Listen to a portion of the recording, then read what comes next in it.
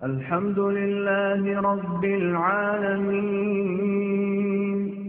الرحمن الرحيم مالك يوم الدين إياك نعبد وإياك نستعين اهدنا الصراط المستقيم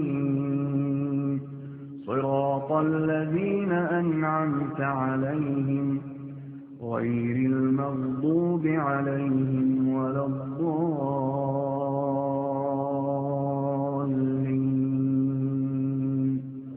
آمين.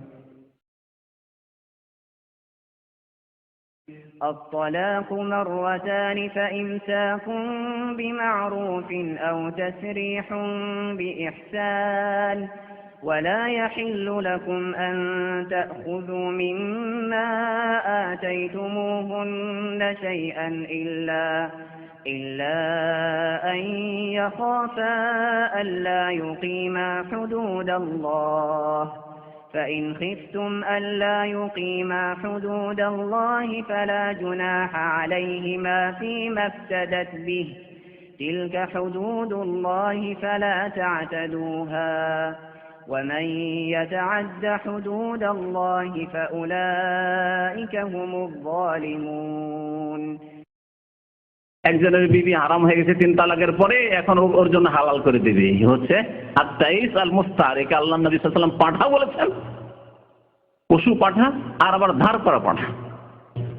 পাঠা যে কত ঘৃণিত তা তো বুঝতেই পারছেন।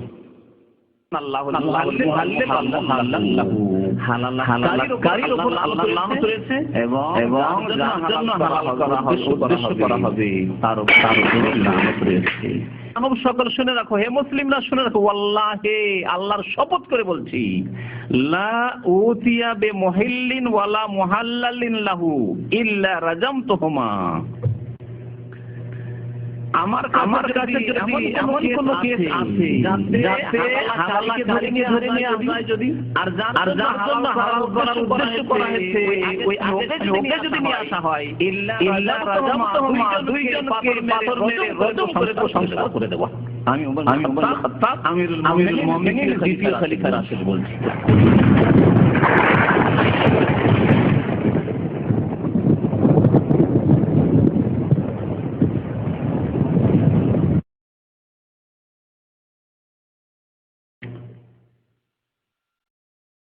السلام عليكم ورحمة الله وبركاته.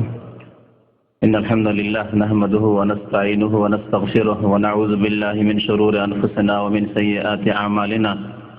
من يهده الله فلا مضل له ومن يضلله فلا هادي له. وأشهد أن لا إله إلا الله وحده لا شريك له. وأشهد أن محمدا عبده ورسوله. يا أيها الذين آمنوا اتقوا الله حق تقاته ولا تموتن إلا وأنتم مسلمون. يا أيها الناس اتقوا ربكم الذي خلقكم من نفس واحدة وخلق منها زوجها وبث منهما رجالا كثيرا ونساء واتقوا الله الذي تساءلون به والأرحام إن الله كان عليكم رقيبا.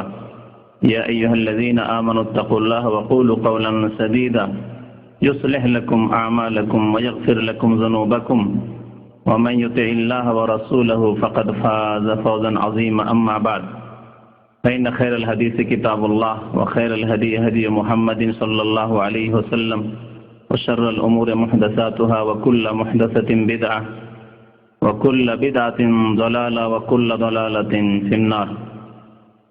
أعوذ بالله من الشيطان الرجيم. بسم الله الرحمن الرحيم. فإن طلقها فلا تحل له من بعده حتى تنكح زوجا غيره. মহান আল্লাহর সমস্ত প্রশংসা যে আল্লাহ পাক রব্বুল আলামিন আমাদেরকে সৃষ্টি করেছেন এবং আমাদের জন্য ভালো কাজ, ভালো কথা, ভালো বস্তুকে আল্লাহ হালাল করেছেন।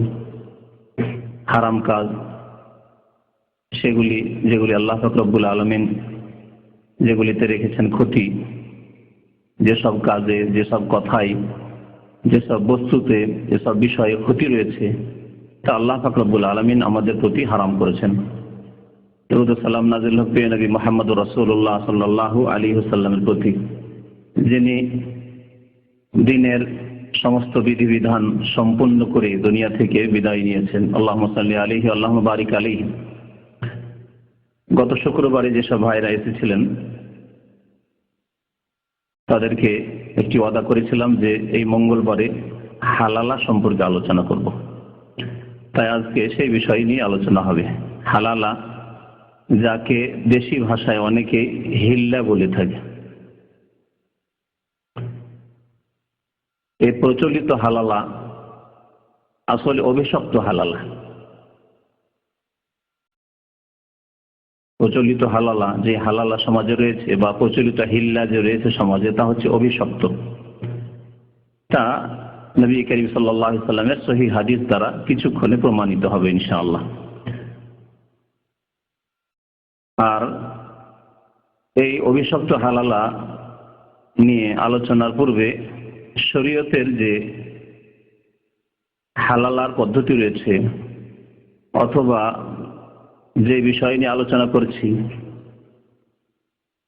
তা হালাল হওয়ার যে পদ্ধতি রয়েছে, যদিও তাকে হালালা নাম বলা উচিত হবে না, কারণ হালালার নাম মানেই অভিশপ্তে পরিণত হয়েছে, সেটি আগে উল্লেখ করে দিই। আল্লাহ পাক রব্বুল আলামিন সূরা বাকারার আয়াত নম্বর 230-এ ইরশাদ করেছেন,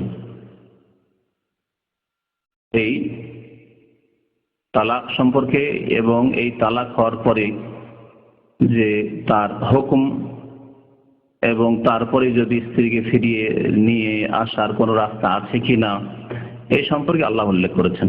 তার পূর্বের আয়াতে আল্লাহ পাক তালাকের কথা উল্লেখ করেছেন দুইটি, তালাকের রাজির কথা। আল্লাহ পাক ইরশাদ করেছেন 229 নম্বর আয়াতে, আত-তালাকু মাররাতান, তালাক হচ্ছে দুইবার। তালাক হচ্ছে দুইবার আল্লাহ পাক বলেছেন। মানুষ ভাববে যে তালাক তো জানি তিনটে এতদিন থেকে, তাই না? আল্লাহ পাক বলছেন তালাক হচ্ছে দুইটি। আর তালাকু মাররাতান মানে তালাক হচ্ছে দুইটি, কিন্তু আল্লাহ পাক দুইটি তালাক না বলে দুইবার বলেছেন। মাররা মানে একবার, আর মাররাতান বা মাররাতাইন মানে দুইবার।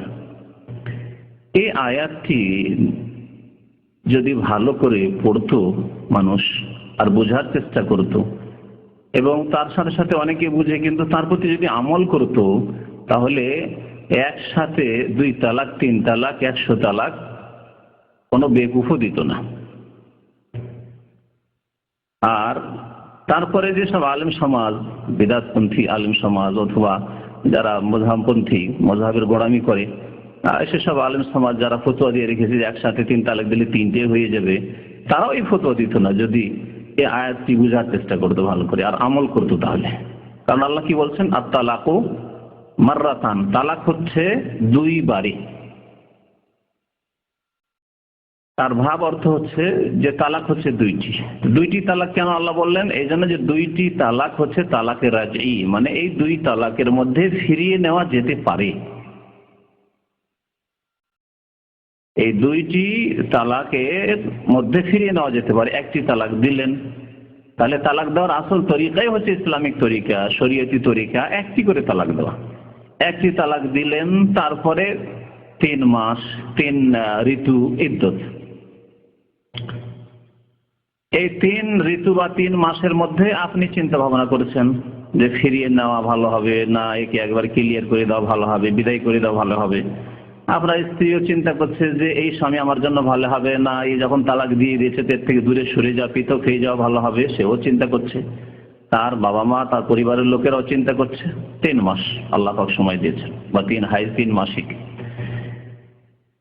যাদের মাসিক ঋতু আসে তাদের জন্য 3 ঋতু, মাসিক ঋতু। আর যাদের মাসিক ঋতু আসে না তাদের জন্য বয়স হয়ে গেছে অথবা নাবালিকা, 3 মাস আল্লাহ পাক বলেছেন। তো এই হচ্ছে ইদ্দত। এর মধ্যে চিন্তা ভাবনা করে একটা সিদ্ধান্ত নেবেন যে কে রাখবো না রাখবো না। 3 মাসের মধ্যে যদি আপনি মনে করেন যে না ফিরিয়ে নেব, তাহলে ফিরিয়ে নিতে পারেন, 1 তালাক দিয়ে ফিরিয়ে নিতে পারেন। তালাকের বিধান বর্ণনা করবো না, দীর্ঘদিন আগে তালাকের বিধান সম্পর্কে বিস্তারিত আলোচনা আছে আমার, সেটাই যথেষ্ট। আর পরবর্তীকালে সুযোগ হলে তালাকের বিধান সম্পর্কে আলোচনা করা হবে, কারণ সেদিকে গেলে হালাল আলোচনা থেকে যাবে।